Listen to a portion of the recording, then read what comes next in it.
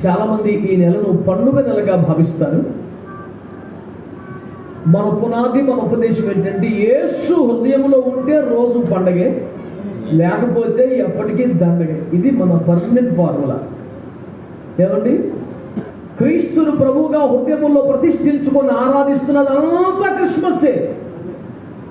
క్రీస్తు కొరకు శ్రమలు సహిస్తున్న బ్రతుకల్లో గుడ్ ఫ్రైడేనే.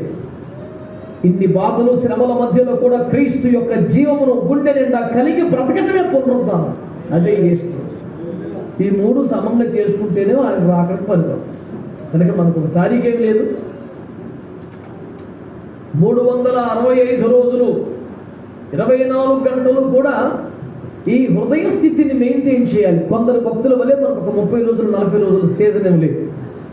జీవిత కాలము మట్టుకు ఈ ప్రతిష్టను, ఈ భక్తిని మనం చేయాలి. అయితే ఈ కాలంలో, ఈ నెలలో ఎటు చూసినా క్రిస్మస్ వాతావరణం, ఇంటి మీద దీపాలు కానీ, వెలిగే తారలు కానీ కదండి, గుప్పుమనే సువాసన పరిమళ భరితమైన వంటలు కానీ, ఖరీదైన వస్త్రములు కానీ, నూతన శోభను సంతరించుకొని ఇల్లుకి వాకిలికి వేసే అలంకరణ వ్యవహారాలు కానీ, ఏ షాపుకు పోయినా క్రిస్మస్ మెటీరియల్, రోడ్డు మీద గ్రీటింగ్స్, ఏవి ఎటు చూసినా క్రిస్మస్ వాతావరణమే కళ్ళ కనబడుతూ ఉండగా, ఒక చర్చిలో మాత్రం ముచ్చటేమీ లేకుండా, అసలు దీనికి సంబంధించిందే ఊరంతా దేశమంతా ఉండి ఇక్కడ మాత్రమే లేకపోవటం వెలితిగా అనిపిస్తుంది. కనుక అలాగని పండగ బ్యాచ్లో మనం చేరం కనుక ఈ సందర్భంలో ఈ కారణంతో కూడా ఒక మహిమ కలిగిన ఉపదేశం క్రిస్మస్ కోణములో ఈ నెలంతా మనము ధ్యానం చేస్తాం. అది విధానం. ప్రభుకు స్తోత్రమను. ఏదో ఒకటి అనండి, పర్లేదు, ఏమైపోతుంది. ఆలోచించి బాగా ఆచితూచి పెట్టినట్టుగా దీని గురించి చూడక్కర్లేదు. అనాలోచితంగా ఎప్పుడైనా, ఎక్కడైనా, ఎవరైనా, ఎన్నిసార్లు అయినా చెప్పాల్సిందే దేవునికి స్తోత్రం. హల్లెలూయా. కనుక ప్రభువునందు మిక్కిలి ప్రియమైన దేవుని బిడ్డలారా, దేవుడు ప్రేమించు విధానం అనే ఒక మాట ఈ క్రిస్మస్ కోణంలో మీ ముందుకు తేవాలని నేను ఆశపడుతున్నాను. దేవుని ప్రేమ గురించి కొన్ని మాటలు చెప్పుకున్నాం మనం. దేవుడు ప్రేమించు విధానం మీరందరికీ కంటతా వచ్చిన, క్రైస్తవులందరికీ బాగా వచ్చిన వాక్యం యోహాను సువార్త 3:16 అయితే క్రైస్తవులందరూ ఉద్దేశపూర్వకంగా పక్కన పెట్టే వాక్యం 1 యోహాను 3:16. మనం ఆ రెండు కూడా ఇప్పుడు చూడాల్సి ఉన్నది. యోహాను సువార్త 3:16 చదువుదాం. బైబిల్ ఉన్నాయా మీ దగ్గర? దేవుడు లోకమును ఎంతో ప్రేమించెను. చూడండి. కాగా ఆయన తన అద్వితీయ కుమారునిగా పుట్టిన వాని యందు విశ్వాసముంచు ప్రతివాడును నశింపక నిత్య జీవం పొందినట్లు ఆయనను అనుగ్రహించెను. ప్రేమ కలిగిన మా మహాపరిశుద్ధ తండ్రి, నీ ప్రజలందరికీ నీ వాక్యం ద్వారా సేవ చేసే కృపను మీ ఆత్మ ద్వారా నాకు ఇచ్చారు. అయోగ్యుని అల్పదాసుని అద్భుత హస్తాలకు అప్పగించుకున్నాను. అగ్ని చేత కాల్చి అభిషేకించి మీరు ఆవహించి నీ జనులు నీ ఎదుట యోగ్యులుగా నిలుచుటకై తగిన సేవలు చేయించుకోమని ప్రాణాత్మ దేహములతో మీకు లొంగిపోయి అప్పగించుకొనుచుండగా ప్రియ పరిశుద్ధాత్మ దేవుడా తమరే ప్రకటించు వారిగా, గ్రహింప చేయవారిగా, ఒప్పింప చేయవారిగా మీ శైలిలో, మీ స్థాయిలో మీ కార్యాలు చేయమని యేసు నామములో ప్రార్థించి వేడుకొని పొందుకున్నాము తండ్రి. ఆమేన్. అందరూ స్వరమిత్రకు మంచి స్తోత్రం చెప్తారండి. ఈనాడు మనము ధ్యానిస్తున్న అంశము దేవుడు ప్రేమించు విధానం. అనండి, దేవుడు ఎలా ప్రేమిస్తాడు మనల్ని, మనుషులను అనంటే, దేవుడు లోకమును ఎంతో ప్రేమించెను, కాగా తన అద్వితీయ కుమారునిగా పుట్టిన వారిని విశ్వాసముంచు ప్రతి వాడు నశింపక నిత్య జీవం పొందినట్లు ఆయనను అనగా తన సొంత కుమారుని అనుగ్రహించెను. దీన్ని ఒక్క ముక్కలో చెప్పాలంటే, దేవుడు మనుషులను ఎంతో ప్రేమించదు గనక వారి కొరకు తన సొంత కొడుకును ఇచ్చేసాడు. మీకు అర్థమైందా? అప్పుడు ఏమనాలి? మన మౌన వ్రతం ఏమిటంటే దరిద్రం అని. ఏ శ్మశాన వాకిలో జ్ఞాపకార్థం కూడాను నచ్చినట్టు ఎందుకని? ఆనందంగా స్తోత్రం చెప్పండి. బిడ్డలారా, మీరు ఆలోచించండి మాటలు. దేవుడు లోకమును ఎంతో ప్రేమించలేదు, దేవుడు మనుషులను ఎంతో ప్రేమించను, కనుకనే తన స్వంత కుమారుణ్ణి వారికి ఇచ్చి వేశాడు. ఆమేన్. అంటే దేవుడు ప్రేమించే విధానం ఏమిటండి? దేవుడు ప్రేమించే విధానం ఏమిటి? తాను ప్రేమించే, తనకు ముఖ్యమైనది, తన దృష్టిలో విలువైనది, తన దృష్టిలో తనతో సమానమైనది, మరి తిరగలేనిది, ద బెస్ట్ ఇవ్వటమే ఆయన ప్రేమించే విధానం. దాన్ని సింపుల్ గా చెప్పాలంటే, to give his best to the least is God's love. తన సర్వోత్తమ ప్రేమను అత్యధములకు ఇచ్చేయటమే దేవుని ప్రేమించే విధానం. మంచిగా ఆమేన్ చెప్పండి. హల్లెలూయా. దేవుడు ఆలోచించండి, యేసు ప్రభు అనగానే క్రైస్తవ వ్యతిరేకులు, క్రైస్తవేతరులు కాదు, క్రైస్తవ వ్యతిరేకులు, క్రైస్తవ వ్యతిరేక పళ్ళు పట్ట కొరికి మండిపడే వాళ్ళు కూడా యేసు ప్రభు పేరు చెప్పగానే ఆయన అంటే ప్రేమ కదండి, ఆయన అంటేనే క్షమాపణ కదండి, బాబోయ్ ప్రేమకు పరాకాష్ఠ సిలువ కదండి అని మాట్లాడతారు కదా. శత్రువుల నోట కూడా ప్రేమకు పర్యాయపదంగా మిగిలిన ఏకైక వ్యక్తి మనం ఆరాధిస్తున్న ప్రభు యేసుక్రీస్తు వారు కదా. నేనేమంటున్నానంటే, దేవుని బిడ్డలారా, ఆయనంత ప్రేమ గలవాడు, ప్రేమామయుడు, ప్రేమమూర్తి, ప్రేమాంభుది, ఇన్ని మాటలు ఎందుకు వస్తున్నాయి తెలుసా? మహిమను అన్ని వదులుకుని వచ్చాడు కాబట్టి. ఒకవేళ ఆయన మహిమలోనే ఉండుంటే ఎవరైనా యేసు ప్రభు ప్రేమ గలవాడు అనేవారా? కనీసం పితరులకు ఇశ్రాయేలులు అనేవారా? వాళ్ళకి ఎంతవరకు అయితే అమ్మో యెహోవా శక్తి కలిగిన వాడు, బల శౌర్యము కలిగిన వాడు, పరాక్రమము కలిగిన వాడు, భీకరుడగు యెహోవా, సైన్యములకు అధిపతికి యెహోవా, పరిశుద్ధుడగు యెహోవా, ఇలాంటివి ఎన్నో తెలుసు వాళ్ళకి. కానీ దేవుని ప్రేమను అపరిమితంగా అనుభవించిన, ఆస్వాదించిన అనుభవాలు తక్కువ. ఆ దేవుని ప్రేమ యొక్క మూర్తిమంతము, ఆ సర్వస్వము కూడా శరీరముగా, మనుషు రూపముగా, మనుషులందరి కనులెదుట ప్రత్యక్షమై వచ్చిన ఒకే ఒక్క అవకాశం యేసయ్య శరీరధారిగా భూమికి రావడం. ఆమేన్. హల్లెలూయా. కాబట్టి మీరు జాగ్రత్తగా కానీ ఆలకించగలిగితే దేవుని వాక్యములో ఈ మాట రాయబడి, దేవుడు ఎంత ప్రేమించాడంటే తన కుమారుని ఇచ్చినంతగా ప్రేమించాడు. ఎవరన్నా కష్టంలో బాధలు ఉండాలంటే 10 రూపాయలు ఇస్తారు, కొన్ని ఇంకా అవకాశం ఉంటే 1000 రూపాయలు ఇస్తారు, ఇంకా దానగుణం కలిగిన వారైతే 1,00,000 రూపాయలు ఇస్తారు. ప్రాణమే నిలబెట్టి ఎన్నో కార్యక్రమాలు చేస్తారు. సొంత కొడుకులు ఎవరు చేస్తారండి? ప్రాణం ఎవరు చేస్తారండి? సింహాసనం ఎవరు చేస్తారండి?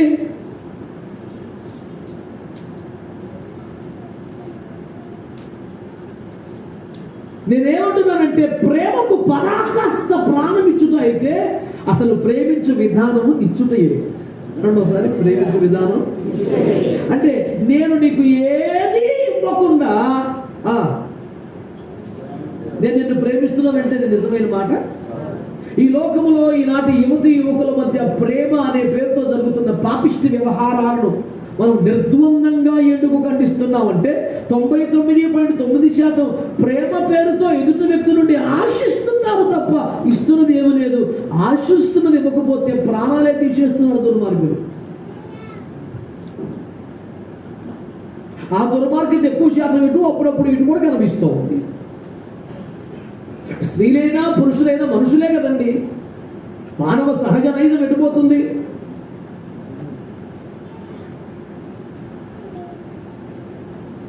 అందుకని ఓ కుర్రవాడు తెలివిగా అడిగే ప్రయత్నం చేస్తే వాడికి వాక్యంతో జవాబు చెప్పారు ఏ రీతిగా. బైబిల్ అంతా ప్రేమ ప్రేమ ప్రేమ ప్రేమ అని ఉంటే మీరు ప్రేమించుకోవద్దంటారు ఏమిటి సార్ అన్నా. నేను అన్నాను, చాలా బాగా చెప్పావు నాన్న, ఎవరిని ప్రేమించాలనేది కూడా బైబిల్లో ఉంది కదా, లిస్టు దొరికిందా నీకు అని. అరే సైతానికి బేట పైలే సునో, యేసు ప్రభువు ఏం చెప్తారు మీరు? నీ పూర్ణ హృదయంతో, పూర్ణ ఆత్మతో, పూర్ణ మనసుతో, పూర్ణ బలముతో, పూర్ణ వివేకముతో నీ దేవుణ్ణి ప్రేమించాలి. అంటే maximum love towards God only all the time కదా. మరి నీకు దేవుడే లేడు, అసలు భక్తి లేదు, ప్రార్థన లేదు, బైబిల్ లేదు, పొద్దులేదు తచ్చోసి నామోతులు రోడ్ల మీద తిరుగుతుంటావు, ఎక్కడ జనం కనపడుతుంది అక్కడ. నీచమైన వాంఛల చేత ఈడవబడుతున్న పాపిష్టి మానవా, నీవారా ప్రేమను గురించి మాట్లాడేది. ఆ పదం వాడితేనే ప్రేమ అపవిత్రమైపోతున్న పాపిష్టి మానవా.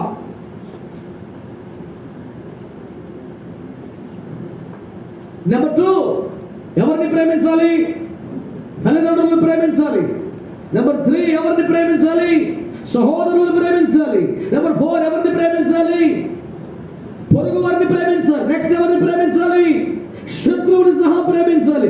ఇంకా ఖాళీ ఉంటే వీడి జీవితం ఎక్కడ తెల్లారుతుంది. తెలివిగా మాట్లాడుతున్నాను అనుకునే బుద్ధిహీనమైన వ్యవహారాలు ఇవి. శ్రద్ధగా వినండి దేవుని బిడ్డలారా. సృష్టించిన దేవుణ్ణి ప్రేమించిన వాడు, జన్మనిచ్చిన తల్లిదండ్రులు ప్రేమించిన వాడు, చిన్నప్పటి నుంచి కలిసి పెలిసిన అన్నదమ్ముల అక్కచెల్లిని ప్రేమించిన వాడు, తన ఇరుగువాడో పొరుగువాడో యాతనలో ఉంటే కనీసం ఖాతరు చేయని వాడు, ఎన్నడూ ముఖం ఎరగని వారు, ఎవరో తెలియదు, ఎక్కడ వారో తెలియదు, నిన్నెందుకు ప్రేమించాలని డిమాండ్ చేయగలరు, ఎవడి అసలు అది తెలియదు, వివాహం జరుగుతుందో జరగదో తెలియదు, ఏ విధంగా నేను ప్రేమించాను, నువ్వు స్పందించాలి. సాతాను సొంత కుమారుడు నువ్వు సర్వభ్రష్టుడా. ఇలాంటి పాపిష్టుల్లా ప్రేమ గురించి మాట్లాడేది. ప్రేమ ఇస్తుంది అనండి. ఆలోచించిన యేసు ప్రభువు అంటే అయ్యోయ్ అని అన్నారు. ప్రేమ ఎందుకని? ప్రాణం ఇచ్చేసాడు కాబట్టి, ప్రజల కోసం, పాపుల కోసం, హింసించిన వారి కోసం, తను చంపాలనుకున్న వారి కోసం ప్రాణం ఇచ్చేసాడు కాబట్టి ప్రేమ అంటే ఆయన బాబు. God is love. He is none other Jesus Christ అని ప్రపంచం కేకలేస్తుంది. కారణం ఏంటి? ఇచ్చాడు కదా. ఆయన ఇవ్వకూడదు దగ్గర తీసుకునే రకం. పెద్ద బందిపోటు దొంగ రౌడీ బాబు రెండు చేశారు, దుర్మార్గుడికి వేసుకో తేడా.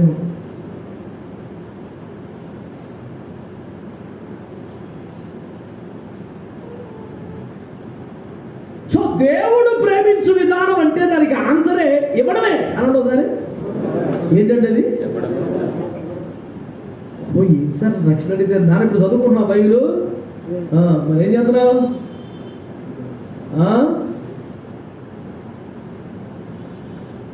వాక్యం ఏమనుంది? తేటగా ప్రభు మనతో మాట్లాడుతున్న ఒక ముచ్చట వినండి ప్రియులారా.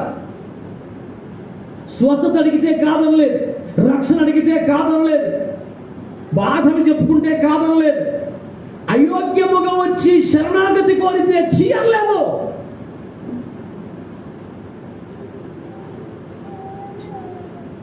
ఎవరు ఏదడిగినా, ఎంత అడిగినా, ఎప్పుడు అడిగినా ఇవ్వడమే.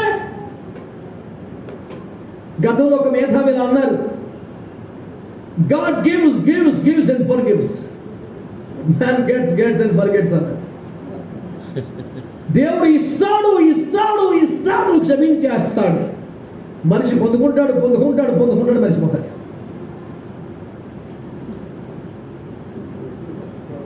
సో నేను ఏమంటున్నానంటే ప్రేమించడం అంటే ఇవ్వడమే కదా సార్.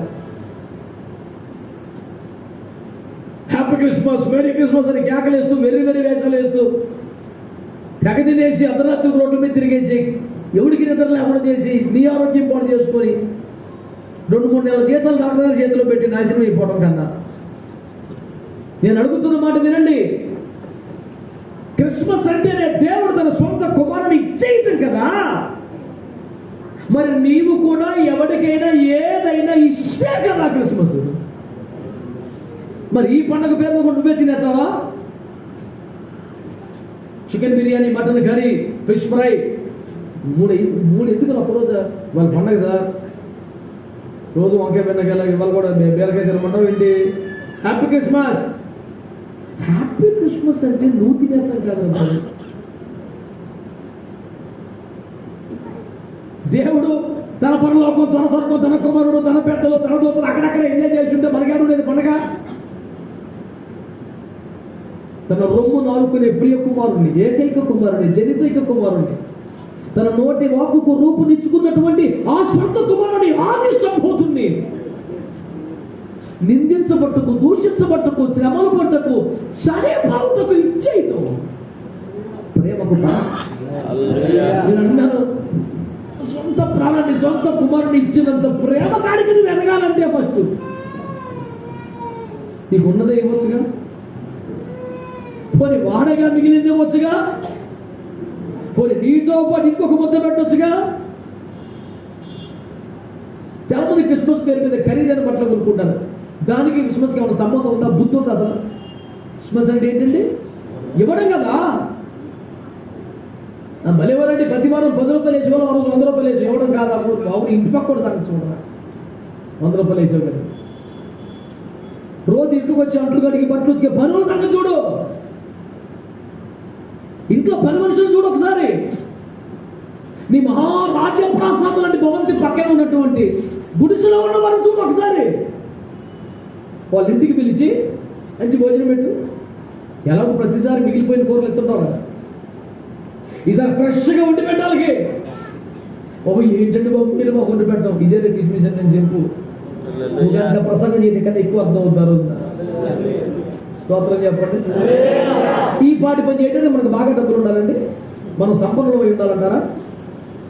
ఆశ ఉందామా మరి మేము సోది మాటలు నువ్వు తింటున్నావుగా, ఇష్టాలుగా పుట్టినప్పటి నుంచి ఒకటి పెడితే ఒక్కోటి ఏం పోయింది. పోనీ ఆ పేరు మీద ఆ రోజు నీకు కూరంతా పంచిపెట్టగా చారు మిగిలిన తిరుడు చచ్చిపోవేమి. క్రిస్మస్ అని మనము సంబరపడుతున్న వేళ తండ్రి తన కుమారుని వదిలేసుకున్నాడు, కుమారుడు తన సింహాసనం ఇచ్చేసుకున్నాడు, వదిలేసుకున్నాడు. మనం కూడా ఏదో ఒకటి వదిలేసుకుంటేనే దాని పేరు క్రిస్మస్. ఎవరికైనా ఏదైనా ఇస్తేనే దాని పేరు క్రిస్మస్. దేవుడు ప్రేమించే విధానం ఇవ్వటం. తన కుమారుని ఇచ్చాడండి, పరిశుద్ధ ఆత్మని ఇచ్చాడండి. ఎందుకని ఇంకేమివ్వాలి? తన కొడుకునిచ్చేసి తన ఆత్మనిచ్చేసి నీవెల్లప్పుడు నాతో కనుక ఉంటే నావన్నీ నీవే అని చెప్పేసి జయించు వాడికి నా సింహాసనం ఇస్తానని చెప్పేసి ఇంకేమివ్వాలండి? ఇవ్వడానికి అంతు లేకుండా ఇచ్చేశాడు కదా. నేను అన్నాను, ఇంతవరకు ఎప్పుడు ఎక్కడ ఎవరికి ఏది ఇవ్వని పండగ దండగ మారి బతుకుమంది. అయితే కనీసం ఇంకొన్ని రోజులు మనం 2-3 వారాలు ఉంది. నేను నా పొరుగు వారికి, ఇరుగు వారికి, పేదలకు, బలహీనులకు, నా బంధుమిత్రులకు, ఇంట్లో పెద్దోళ్ళకి నేను ఏమి ఇవ్వగలను ఒకసారి ఆలోచించండి, కొంచెం ఆలోచించండి. నేను అంటున్నాను, దానికి ఒక రేటు పెట్టి ప్రతి వాడు 8 లక్షలు తప్పకుండా ఇవ్వాలంటే మనకి ఇబ్బంది. నీకు కలిగిందని చెప్పాక నొప్పే ఉందండి. 100-1000 మనకు తిక్కరేసేయడం కాదు. ఒకసారి చూడండి చుట్టూ, నేను చెప్పేది అది.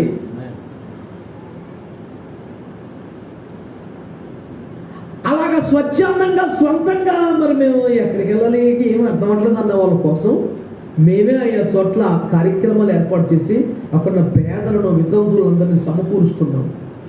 మీ చేతులతో మీరే ఇచ్చేలాగా ఏర్పాట్లు చేస్తున్నాం.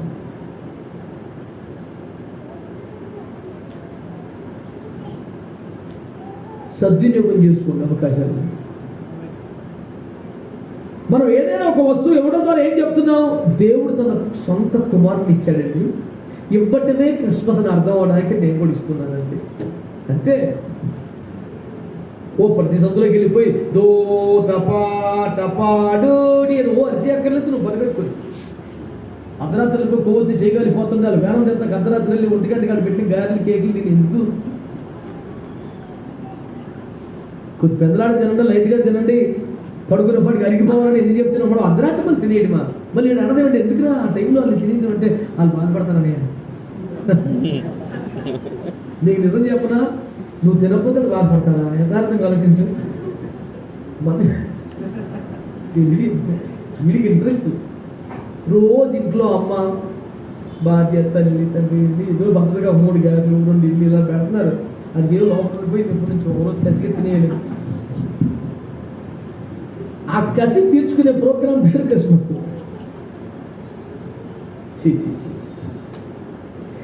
దేవుడు మనుషులను ఎంతో ప్రేమించను, ఎంతగానగా తన కుమారుని ఇచ్చివేయునంతగా.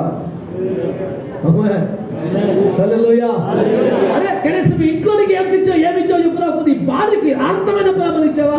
నీ భర్తకు స్వచ్ఛమైన విధేయతను ఇచ్చావా? నీ పిల్లలకు బాధ్యతాయుతమైన పెంపకాన్ని ఇస్తున్నావా? ఏ ప్రశ్నకు కిందకి అంతరండి సాగుదు. ప్రతి ఓడి ప్రేమ గురించి మాట్లాడే ఉంటే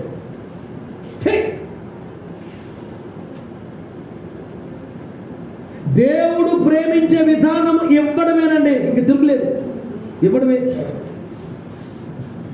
మరి మనం మన సహోదరులు ఎంత ప్రేమించాలి? ఉద్దేశపూర్వకంగా తెలివిగా నిర్లక్ష్యం చేసి వచ్చినప్పుడు చదువు పెట్టాను. 1 యోహాను పత్రిక 3:16 ఆయన మన నిమిత్తము తన ప్రాణము పెట్టెను గనుక, ఆయన మన నిమిత్తము ప్రాణము పెట్టెను గనుక దీని వలన ప్రేమ ఎట్టిదని తెలుసుకొనుచున్నది. ప్రేమ అంటే ఏంటి?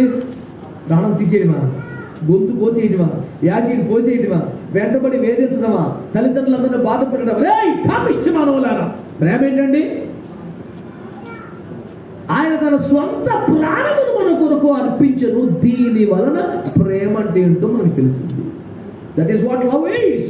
ఇంకా మనము కూడా సహోదరుల మన సహోదరుల కొరకు, మన కుటుంబ సభ్యుల కొరకు, సంఘ బిడ్డల కొరకు యేసు రక్తములో కొనబడి, కడగబడి, ఆత్మచేత ముద్రించబడి, సంఘములో చేర్చబడి, మహిమల రాకడకు సిద్ధపడుతున్న సహోదరులు అనబడుతున్న వారు ఎవరైనప్పటికీ కూడా వారి నిమిత్తము మన ప్రాణమును కూడా పెట్టబద్ధులమై ఉన్నాము.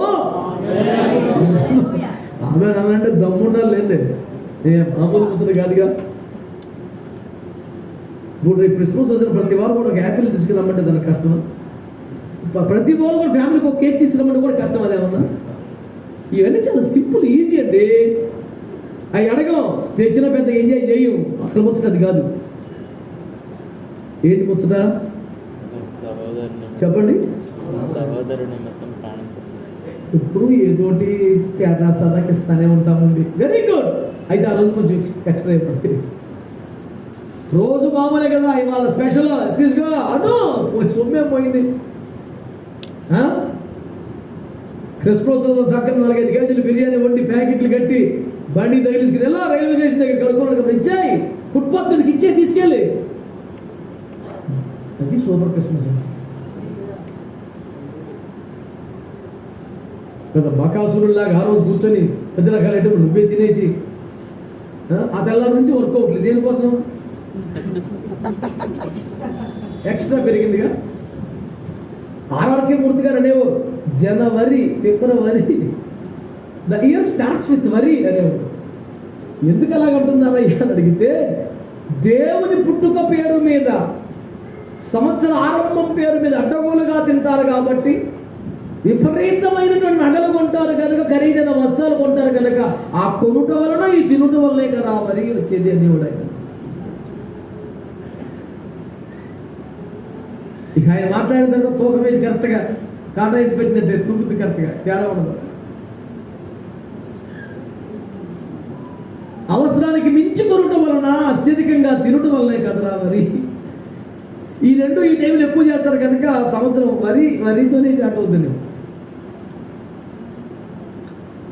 ఆ నీతిమంతుని మాటలు మీకు జ్ఞాపకం చేస్తూ నేను కోరుతున్నాను, ఈరోజు రోజుల కన్నా ఎక్కువ తినే రోజు కాదని మనది కూడా పక్కనోడికి పెట్టాల్సిన రోజుని గుర్తు చేస్తున్నాను. ఆయన కొడుకుని ఇచ్చేస్తే ఆయన సింహాసనం వదిలేస్తే దాని పేరు క్రిస్మస్. అయితే మనం కూడా ఏదైనా ఇచ్చేస్తేనే కొంత వైభోగం, కొంత ఘనత, వదులుకుంటేనే పండగ అనే మాటని సీరియస్గా తీసుకోమని. కనీసం మీ బంధువులు ఇంకా మారిన వ్యక్తులు ఉన్నారా? మీ భక్తిని హేళన చేస్తున్న వాళ్ళు ఉన్నారా? మీరేదో అమాయకమైనటువంటి దాంట్లో పడిపోయారని సానుభూతి చెప్తున్న వారు ఉన్నారా? మీరు ఇవ్వగలిగిన బెస్ట్ వరకు చెప్పండి హ్యాపీ క్రిస్మస్ అని. అది సరైన విధానం. దేవుడు లోకమును ఎంతో ప్రేమించను అని పలికెను, అలకల అని ఇచ్చాను. స్తోత్రం చెప్పండి. ఆకాశంలోకి వచ్చిన ఓరి మానవులారా, నేను ఎంతో ప్రేమ గలవాడను, మీకు బుద్ధి లేదు, మీరు గ్రహించలేదు అంటే, వద్దులే బాబు, నువ్వు స్వర్గంలో ఉన్నా మా సాగు ఇప్పుడు మేము చెప్తున్నాం, నిన్ను ఆలోచించి అర్థం చేసుకున్నంత ఖాళీ లేదు, మా పట్ల మాకు ఉండలే బాబు బాబా అని చెప్తాం. ఆయన వచ్చేసాడు కాబట్టి, కొడుకుని ఇచ్చేసాడు కాబట్టి, ప్రాణం ఇచ్చేసాడు కాబట్టి మామూలు విషయం కాదు అంటాం. సో దేవుడు ప్రేమించు విధానం ఏంటి చెప్పండి ఇప్పుడు? చెప్పాలి గట్టిగా. రైట్. 1 కొరింథీ పత్రిక 3:1 సహోదరులారా, ఆత్మ సంబంధమైన మనుషులతో మాట్లాడినట్లు నేను మీతో మాట్లాడలేకపోతున్నానని పౌలు గారు బాధపడ్డారు. అందరు చెప్పండి, ఆత్మ సంబంధులు అనండి, శరీర సంబంధులు అనండి. ఇప్పుడు మీరు చెప్పండి, మనం ఆత్మ సంబంధులమా శరీర సంబంధులమా? చూడాలి ఇటు. అయ్యా చెప్పండి, మనం ఆత్మ సంబంధులమా శరీర సంబంధులమా? దేన్ని బట్టి అలా ఫీల్ అవుతున్నారా? మీరు అలా ఫిక్స్ అయిపోయారు. నేను శరీర సంబంధిని కాదు, నేను ఆత్మ సంబంధిని. నువ్వు ఫీల్ అవ్వటానికి కారణం చెప్పుకొని అటు ఎందుకు అనిపిస్తుంది కదా, సెట్ అవుతుంది. ఇప్పుడు మన శరీరంలో లేమా అనండి, జవాబు చెప్ప. మన శరీరంలో లేమా? మరి భూమి మీద ఉన్న ప్రజలందరూ మరి వాళ్ళు శరీర సంబంధం, మనం ఆత్మ సంబంధం. వాళ్ళు ఆత్మను నిర్లక్ష్యం చేస్తారు, ఆత్మ యొక్క ఆకలి తీర్చరు, ఆత్మ యొక్క దప్పికి తీర్చరు, ఆత్మ అగ్నిగంధంలో పడకూడదని జాగ్రత్తలు పడరు, ఆత్మ మహిమలోకి వెళ్ళాలని ఆత్మ కోసం పెద్దగా ఏమీ చేయరు. వాళ్ళ ప్రయాస, వాళ్ళ కష్టం, వాళ్ళ పెట్టుబడి, వాళ్ళ ఏర్పాట్లు, వాళ్ళ తెప్పలు, వాళ్ళ బాధలు, వాళ్ళన్నీ కూడా శరీరం కోసం. ఆత్మ ఏమైపోయినా పర్లేదు కానీ శరీరం మాత్రం శరీరం అంతకన్నా బాగుండాలి. తక్కువ కష్టం ఎక్కువ సుఖం, తక్కువ పెట్టుబడి ఎక్కువ లాభం. ఎంతసేపు అదే తిరుగుద్ది బండి, అదే శరీరముతో ఉండి, అదే రక్త మాంసాలతో ఉండి. ఏమండి, మేము ఆత్మ సంబంధం అనిపించుకోవాలంటే మరి ఏం చేయాలి? శరీరము కేవలము నిష్ప్రయోజనం, ఆత్మయే జీవింపజేయుచున్నదని గమనించి, శరీరం మళ్ళీ మట్టి అయిపోతుందని ఆత్మ దేవుని దగ్గరికి వెళ్ళాలని గుర్తించి, ఈ శరీరములో ఉన్నప్పుడు సుఖభోగాల్లో కొనకకుండా శరీరములో మూలుగుతూ, దేహ విమోచనం కొరకు శరీరమును నలగబడుతూ, ఆత్మ ఆకలిని తీరుస్తూ, ఆత్మ దాహం తీరుస్తూ, ఆత్మ ప్రకాశించు అభిషేకాన్ని పొందుకుంటూ, ఆత్మ కోసమే ఆత్మలో వృద్ధి పొందాలి, ఆత్మలో ఎదగాలి, ఆత్మీయంగా బలపడాలి, ఆత్మ సంబంధం ఉండాలి, ఆత్మ కొరకు జీవించాలి. ఏమండి, ఆత్మ సంబంధంగా ప్రయాసపడాలి. ఈ ఆత్మ సంబంధమైన వ్యవహారంలే చేయించున్న వారిని ఆత్మ సంబంధులు అంటారు. అవునా కాదా? ఇప్పుడు మీరు చెప్పండి, ఆత్మ సంబంధంగా మీరు ఏం చేస్తున్నారు? మరి ఆ చర్చి కొత్తగా ఓహో రాకపోతే పర్లకు ఇప్పటికి ఏమీ పోను.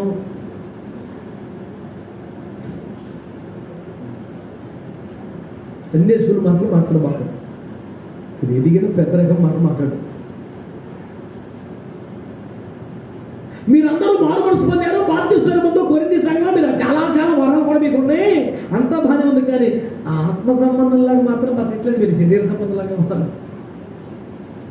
కొట్టిపరిచాడు గోలు కాబట్టి. మీలో సూయ ద్వేషములు కలహములు ఉండగా మీరు శరీర సంబంధులు కాదా? ఈ అసూయ, ద్వేషం, కోపాలు, కర్పి ఇవన్నీ ఉండి చూసావా? ఇవన్నీ ఉన్న తర్వాత ఎంత బైబిల్ చదివినా, ఎంత ప్రార్థన చేసినా నువ్వు శరీర సంబంధువే.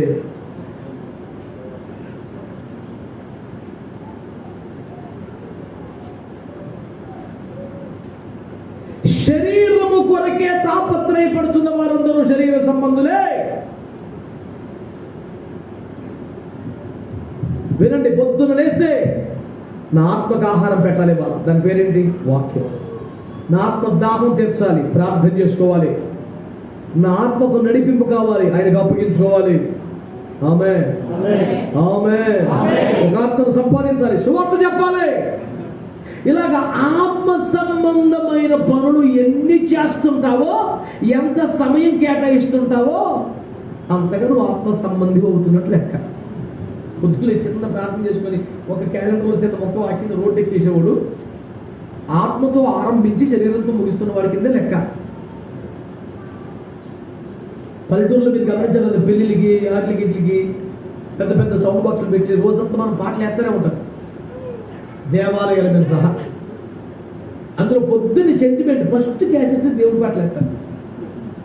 ఆ క్యాసెట్ అయిపోతాం పాపం, ఇక మనం విని భరించలేని పాపిష్టి బుద్ధి పట్ల మొత్తం సినిమా పట్లనే చేద్దాం.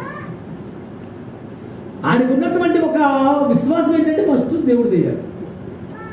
ఒక ఇడ్లీ పొయ్యి మీద పెట్టాలి, ఒక మోహన్ అందులో పెట్టాలి, ఒక ముద్ద పారేయాలి అందులో, ఇంకా తర్వాత తప్పాలి. అంటే తొలి గంట ప్రభుకి ఇచ్చేస్తే చిన్న ప్రార్థన చేసుకుంటే, చిన్న వాక్యం చదువుకుంటే మనం చెల్లరైపోవచ్చు రోజంతా మనం. దాని పేరు క్రైస్తవ్యం కాదు, అది కూడా ఒక ఆచార సంబంధం భక్తే. అలాంటి వాళ్ళు పరలోకానికి రాలేరు.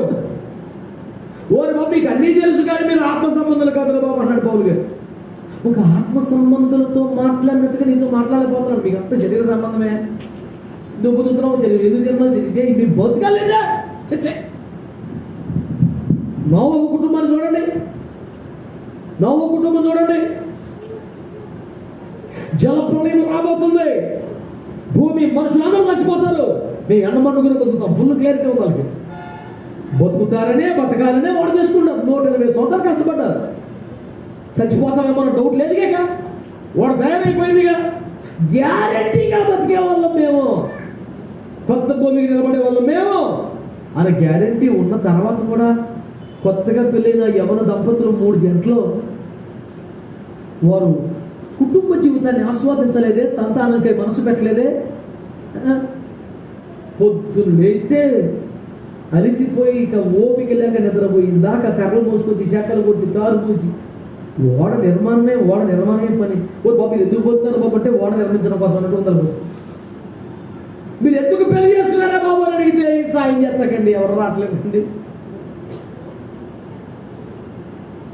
వాళ్ళు ఏమంటారంటే శరీరాలు ఉన్నా, తింటున్నా, పడుకుంటున్నా, అలిసిపోతున్నా శరీరం కోసం బతకట్లా. అసలు శరీరపు కనీస అవసరాలు తీర్చాలన్న స్పృహ కూడా లేదు వాళ్ళకి. ఆత్మ ఆత్మ ఆత్మ ఆత్మ అలా అంటారు ఆత్మ సంబంధులని. స్తోత్రం చెప్పలేదు. హల్లెలూయా హల్లెలూయా. ఇప్పుడు చెప్పండి, మరి మనమందరం ఆత్మ సంబంధులమైతే ఆ ఆత్మకు ఒక ఫలం ఉండాలన్న అనండి. ఎవరన్నా యేసుప్రభువారు మా కొండ మీద ప్రసంగంలో 7వ అధ్యాయం ముగింపులో చెట్టు మంచిదని దాని ఫలాన్ని బట్టి తెలిసి, అది జామకాయలు కాసిన తర్వాత కూడా మామిడి చేసి అంటే బుర్ర బుద్ధి లేదంటాడు. ఆయన చూసాక చెప్పాలి, ఏ చెట్టు నీకు ఆకులు చూసి గుర్తుపట్టలేకపోయావు. జీడి మోనా ఇంట్లో మామిడి ఒకలాగే నీకు కన్ఫ్యూజన్ అయిపోతున్నానండి. నీ కన్ఫ్యూజన్ పోవాలంటే కాయలు వేసినా ఉంటా చక్కగా జీడిపండు జీడిపెక్కలు చూసాక కూడా లేదు మామిడి చెట్టు అంటే మరి నేనేం చేయాలి అర్థం. చెట్టుని దాని ఫలాన్ని బట్టి డిసైడ్ చేయమని యేసు చెప్పాడు. మనం ఆత్మ సంబంధం అంటే మనకు ఫలం ఉండాలిగా, దాన్ని బట్టి డిసైడ్ చేయాలి. ఆ ఫలం పేరేంటి మరి? ఆత్మ ఫలం పేరేంటి? మౌనం నశించిన కనుక నువ్వు అన్న అసలు అక్కడికి ఎందుకు వెళ్ళించావు? ప్రతి వారం వాడిని ఎట్లా కంట్రోల్ చేస్తున్నావు తెలుసుగా. ఇది ఎక్కడో ఉంటుంది సోయి. బాలానం శతమర్కటమన్న ఒక బాలుడు 100 కోతులకు సమానం అని ఆ చూస్తే నీకు అర్థమైంది.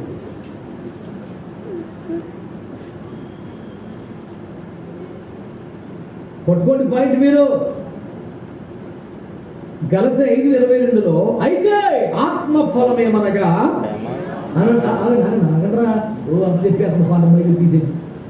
ఫలములు అన్నాడా, ఫలం అన్నాడా? ఫలము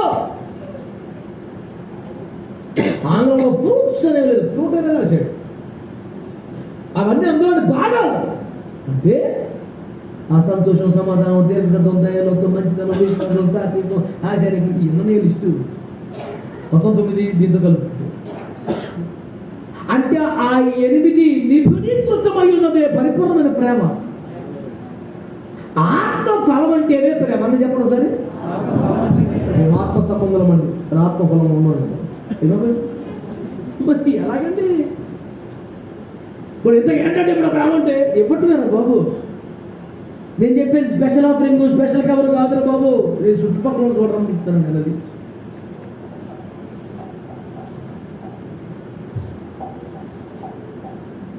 అర్థమైన వాళ్ళందరూ ఆమె ఉండవు సార్. హల్లెలూయా హల్లెలూయా. ఏదో ఒక రూపములో అర్పణ లాగేసి ఆ మధ్య లాక్డౌన్ కాలంలో భూమి ఎప్పుడు ఉపవాసం ఉన్నాం పాస్టర్లు కూడా.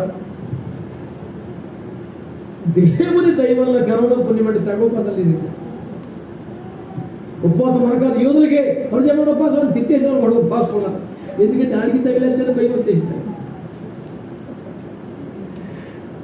నాకు అనుకుంటున్నా ఉపవాసం అంటే కలబడిపోయేవాళ్ళు. అలాంటి పెద్దలు కూడా సిన్సియర్ ఉపవాసం చేశారు. ఏమన్నా లోకం పెడిపోతే నన్ను నా బిడ్డలకి కాపాడుతుంది నాయన తెగ ప్రార్థన చేసేయడం. కరోనా వ్యాధి కొరకు ప్రజలు అందులో పడకుండా కాపాడుకోవడం ప్రత్యేక ఉపవాస ప్రార్థన ఆన్లైన్ అని పెట్టాడు. ఆన్లైన్ అని పెట్టాడు. మీ ప్రార్థన సహాయం కొరకు అని ఫోన్ నెంబర్ ఇచ్చాడు. దానికైతే అకౌంట్ నెంబర్ అదే సహాయం కొరకు. మీ ప్రార్థన సహాయం కొరకేమో ఫోన్ నెంబరు, మా ఆర్థిక సహాయం కొరకేమో అకౌంట్ నెంబరు. సందర్భం ఏంట్రా అసలు బుర్ర బుద్ధి ఉన్నప్పుడు ఒక మీటింగ్ పెడుతున్నాను, 10 లక్షలు ఖర్చు అవుతుంది, ఎవరైనా ప్రేరేపించబడితే సహాయం చేయండి ఒక నెంబర్ ఇచ్చామంటే పోలేమో అనుకోవచ్చు. నీకు అంత కెపాసిటీ లేదు, మీ సంఘానికి అంత సీట్ లేదు, కూడా అనుకుంటూ అర్థం చేసుకో. ప్రజలేమో రోగాల్లో బాధలు చచ్చిపోతున్నారా, దానికోసం ప్రత్యేక ఉపవాస ప్రార్థన. మరి దానికంటే క్యూఆర్ కోడ్ అకౌంట్ నెంబర్ రోజు తిరిగేస్తుంది. రెఫరెన్స్ ఏమో ఎప్పుడో ఒకసారి పడుతుంది, ఇదేమో తెగ తిరిగేస్తుంది. కంటిన్యూగా స్కూల్లో అవుతూనే ఉంటుంది. అట్లయితే ఏముందో వీరిని ఆత్మ సంబంధం అందుమా అట్లా వీళ్ళు ఆర్థిక సంబంధం. మరి ఏమంటే చెప్పని మా మీద కూడా ఎడుతున్నాడు అంటే, నీకు ఏమన్నా నాన్ క్రిస్టియన్ ఫ్రెండ్స్ ఉంటే నీకు అర్థమవుతుంది ఎంత నీచంగా మాట్లాడుతున్నారు. నీ చుట్టూ బ్లాక్ అండ్ కమ్యూనిస్ట్ పెట్టుకోవాలి, అయ్యా అయ్యా అయ్యా అని బ్యాచ్ని పెట్టుకున్నావు నువ్వు, నీకు తెలుస్తలేదు. లోపలికి వెళ్తే వాళ్ళు ఎట్లా మాట్లాడతారో తెలిస్తే మేము సరే ఏంట్రా మీ వాడు ఎప్పుడు టీవీలో కనపడ్డాడు మా వాడే. మా ఫ్రెండ్స్ అందరికీ నా బ్యాచ్ కింద లెక్క. మా బంధువులు మారిన వారికి నా సైతులు పడ్డారు. ఏంట్రా మీ వాడు ఒకసారి పెద్దవాడు కదా. మన విశాఖపట్నంలో పేరు చెప్పకూడదు, పెద్దయ్య గారు హైదరాబాద్ సీట్లేడి మధ్య కానీ మోడీ గారు నోట్లు రద్దు చేశారు కదా. పాపం అమాయకంగా పరుపు కింద పెట్లు దాచుకున్న పెద్ద పెద్ద కైతలు, పొడగంటి కైతలు అన్ని చచ్చిపోయింది. 1000 రూపాయల నోట్లు, 500 రూపాయల నోట్లు, అసలు చూస్తేనే తీసుకొచ్చిన కైతం అన్నీ చచ్చిపోయింది. ఎక్కడికి వెళ్ళినా తీసుకుంటే గొడవ అయిపోయింది. టెన్షన్ వచ్చేస్తుంది. సామాన్యులకి తెలియదు కదా అందరూ మార్చుకునే విధానం. టీవీలో ఈ పొద్దున్న లేచి వచ్చేస్తున్నాడు, అన్ని జనం ఏం వచ్చేస్తున్నాడు. ఆయన ఏం చెప్పాడంటే అది ఏ నోటైనా పట్టండి మేము తీసుకుంటాం. 2 నెలలు అదే నడిచింది. ఏ నోటైనా పర్లేదు మేము తీసుకుంటాం. చెల్లుద్ది ఎక్కడ చెల్లుద్ది, ఇంకెందుకు అలాగే చెల్లదు కదా. నేను ఎలా చెల్లించుకోవాలని తెలుసు, అంత చదువు లేదు కదా. మొత్తం లాగేసింది జాగ్రత్తగా. అది అయిపోయిన తర్వాత డబ్బులు లేవని ఏటీఎంలో ఇబ్బంది పడకండి. దేవుని సహకరించాలనుకుంటారా, దేవుని రాజ్యం ఇవ్వాలనుకుంటారా, ఏ కార్డు పట్టండి. అన్ని మిషన్లు మా దగ్గర నేను చూపిస్తాను. మీ అమ్మగారి పేరు జలగానా? జలకి ఎంతమంది కూతురులంట? అందులో ఒక మన దగ్గరే ఉండే ఎంతండి ఎట్టాడు హ్యాపీ క్రిస్మస్ అంటే ఒళ్ళు పడిపోతే ఎదురుకి చవరగా నొరగా మాట. ఆత్మ సంబంధులకు ఆత్మఫలం ఉండాలా వద్దా మీరు చెప్పండి. ఇప్పుడు ఫలం ఉంటేనే కదా చెప్తానా. వీడు ఆత్మీయుడు అంటే ఆత్మఫలం ఉండాలి కదా. దాని పేరేంటి మాట్లాడాలి. ప్రేమ అంటే ఏంటి? ఎవడమే నువ్వే తినేది ఎలాగ ప్రేమ అవుతుందా బాబు, నాకు అర్థమవుతలేదు. కిస్మిస్ మనకి చేపని అయిపోయిందండి. మీరు కొట్టుకొని వెళ్ళినప్పుడు ఈ వాక్యాలు మీ చెవులు తిరగాలని నేను కోరుకుంటున్నాను. దేవునికి స్తోత్రం కలుగుతుంది. హల్లెలూయా. మీ మనశ్శాంతి లేకుండా చేసేయాలంటే నా కోరిక. కొట్టుకొని వెళ్ళినప్పుడు వెంటలో చెల్లి పోయి ఆడేమో మిమ్మల్ని చూసి అలవాటు మీద మంచి మంచి కాస్ట్లీగా షేర్లు అక్కడ ఇచ్చేస్తుంటాడు. ఇది చాలా బాగుందండి అంటావా? మేమంత ఖరీదని వాడు తీసేయి తక్కువలో చూపించు అంటావా? దాన్ని బట్టి తింటుంది భక్తి. అమ్మలక్కలు ఒక్క కూడా ఆమె అనలేదు మీరు. అయ్యారు అట్లా కట్టలే. ఇప్పుడు ఈ మధ్య దొరపాటు లేచారు. మనం కూడా కాస్ట్లీ చేతులు కొనుక్కొని ఐకన్నా చెత్తకొని వేద్దాం. ప్రేమ మీద కోయిలో పెట్టేస్తాను మళ్ళీ. మీరు ఏది ఇస్తే తీసేసుకుంటారు ఏంటి? అలిసిపోయి చాలా మంది భక్తులు ఇచ్చి మా వరుసకి చిన్నమ్మ గారు అవుతారు హైదరాబాద్లో కూతురు పెళ్లి చేసి కోట్లు పెట్టేసి ఆ పెళ్లి చేసిన పాస్టర్ గారికి 5 లక్షలు ఇచ్చింది సార్. కామెడీ చెప్పాలని కాదు అంటే వాళ్ళు అంత. అలాంటి పెళ్లిలో నారాయణగూడ బ్యాప్టిస్ట్ చర్చిలో పెళ్లి, ఆ పెళ్లిలో ఏకైక ప్రసంగం జపని చేస్తారు. వెళ్ళి కాడు చూసుకుని కాడు కుట్టుకుంటేనే అయ్యి బాబాయ్ అని చేతులు కట్టుకొని కాడు కొట్టుకోవాలి, అంత బాగుంది కాదు భయంకరం. నేనేమో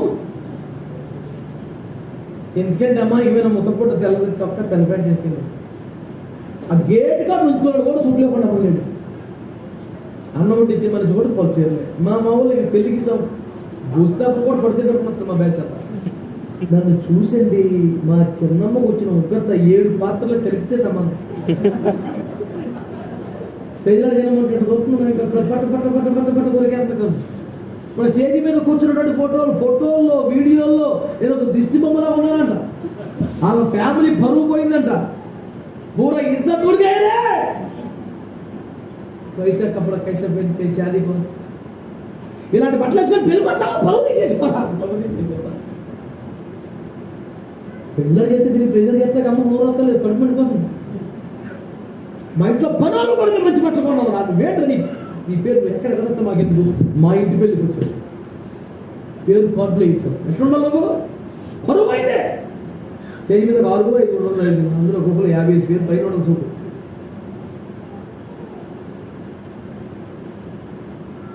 నేను శుభ్రంగా తెలుసు ఒక తెల్లబెట్టేసి ఒక ఇంకి బాబోయ్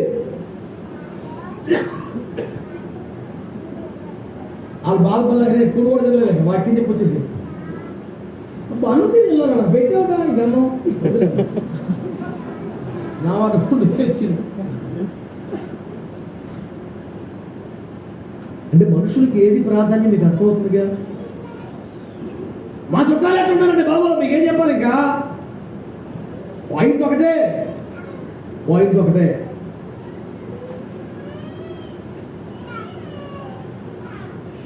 ఒక పాయింట్ పట్టుకోవాలి.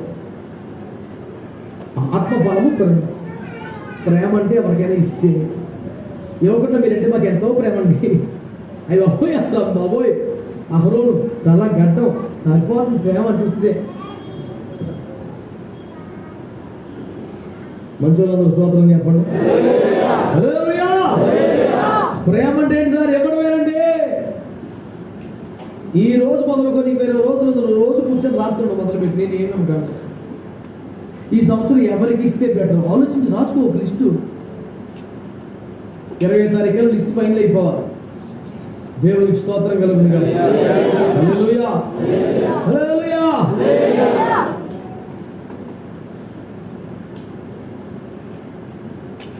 బతుకు దండగమాలిగా మారిపోకుండా పండగ అవ్వాలంటే ఇలా చేయి. హల్లెలూయా. కనుక దేవుని బిడ్డలారా ఒక మాట జ్ఞాపకం చేసుకోండి. దేవుడు ప్రేమించే విధానం ఇవ్వడమే అని చెప్పుకున్నాం కదండి. ఏమిచ్చాడు? కుమారుని ఇచ్చాడు. ఏమిచ్చాడు? ఆత్మనిచ్చాడు. ఏమిస్తాడు? పరలోకం ఇస్తాడు. ఏమిస్తాడు? అక్కడ సింహాసనం ఇస్తాడు. ఏమిస్తాడు? అక్కడ కిరీటం ఇస్తాడు. ఏమిస్తాడు? అక్కడ ఒక నివాసం ఇస్తాడు. ఏమిస్తాడు? 1000 సంవత్సరాలు పరిపాలించే అధికారం ఇస్తాడు. ఇవ్వడమే ప్రేమ. సరే, ఒక పాయింట్ అయిపోయింది. దేవుడు మనల్ని ఎలా ప్రేమించాడు? ఎఫెసీ 1:6 ప్రకారం ఏమండి? ప్రేమ చేత క్రీస్తులో మనల్ని ఏర్పాటు చేసుకున్నాడు. క్రీస్తులో మన ఏర్పాటు అనేది చెప్పాలంటే అదే ఒక అద్భుతమైన సంగతి. జగత్తు పునాది వేయబడక ముందే ఆయన క్రీస్తులో తన సొత్తుగా, తన సొంతంగా, తన కుమారుడుగా ఏర్పాటు చేసుకున్నాడు. చూసావు? దానికి కారణం ఏంటంటే నీ మీద అంత ప్రేమ ఉంటే ఇంకేమి లేదు. పాయింట్. ప్రపంచ మేధావులందరూ కలిసి దేవుని ప్రేమకు కారణం ఏంటి అని కనిపెడితే ఎందుకు కలిసిపోతారు. ఎందుకని? అది హేతువు లేని ప్రేమ. హేతు అంటే కారణం. ఆ ప్రేమ కారణం లేదురా బాబు. ఆయన వేరే ప్రేమ, ఆయనే ప్రేమ. ఆయన ప్రేమించడం ఒకటే వచ్చు. దేవుడు ప్రేమించే విధానం ఏంటి? ఇవ్వడం ద్వారా ప్రేమిస్తాడు.